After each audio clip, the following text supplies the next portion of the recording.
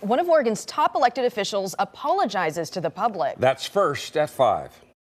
An emotional apology. I'm here today to own my mistakes. From Oregon's Secretary of State over a private contract on the side with a cannabis company. And we're pressing for results in the courtroom. What are your plans to be able to prosecute these cases? That's as a new task force targets shoplifters and those behind stolen cars. Plus, a deadly weekend, 3 people killed in 2 acts of violence across Portland streets. Both suspects still on the loose. This is a KOIN 6 News breaking news. I owe the people of Oregon an apology. On the heels of a KOIN 6 investigation, the Oregon Secretary of State saying sorry for taking a job with a cannabis company currently in question.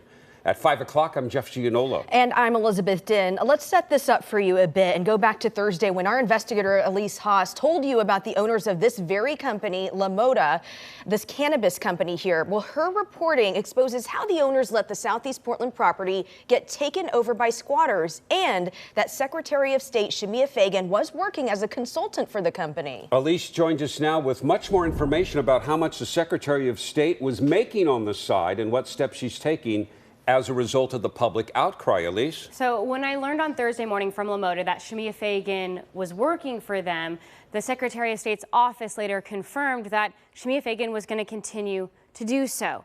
Since then, her tune has changed drastically by terminating her contract with La Moda. I deeply, deeply value public service. I've always known that it's a sacrifice, and I want you to know that I apologize. Secretary of State Shemia Fagan announced she's canceling her consulting contract with La Moda Cannabis Company after originally only recusing herself from an audit on the cannabis industry. I exercised poor judgment by contracting with a company that is owned by my political donors and is regulated by an agency that was under audit by my audits division.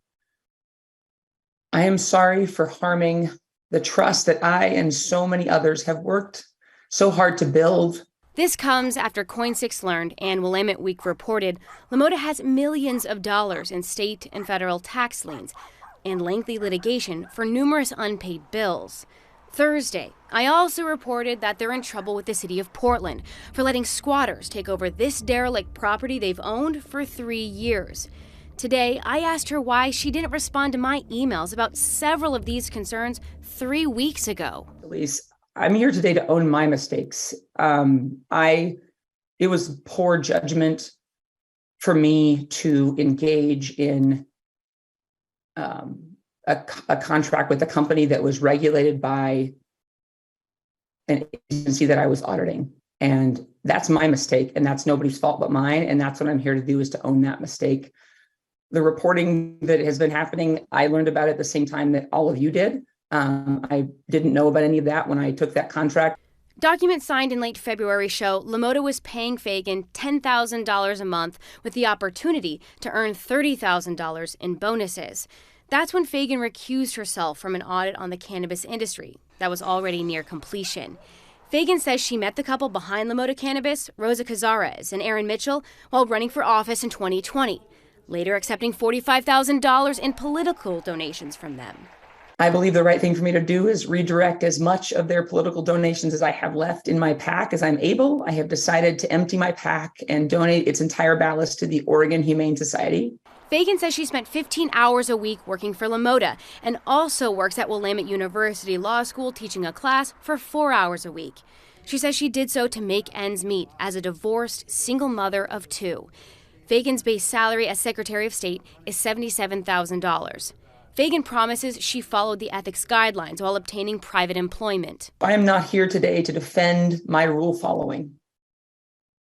I'm here today to own that there's a difference between following all the rules and doing nothing wrong. And I broke your trust, and that was wrong. The Oregon Government Ethics Commission and the Department of Justice are now investigating.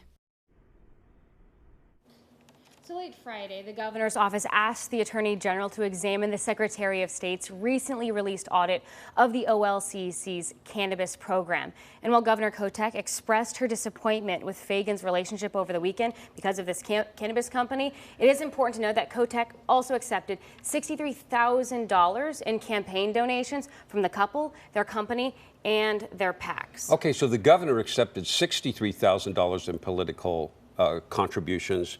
What did she say about that? Now, I've reached out to Governor Kotek 4 times in the last 3 weeks asking for her to answer those questions. I haven't received any response. The only response I did get was from her office saying that I needed to direct these questions to her campaign manager, which I have. But of course, once again, they haven't gotten back to me. Okay, when you first exposed this story last week, we said it was going to continue to unfold. It has today on this Monday, and I'm sure we'll find out a lot more. Elise, great reporting. Thank you. Yeah.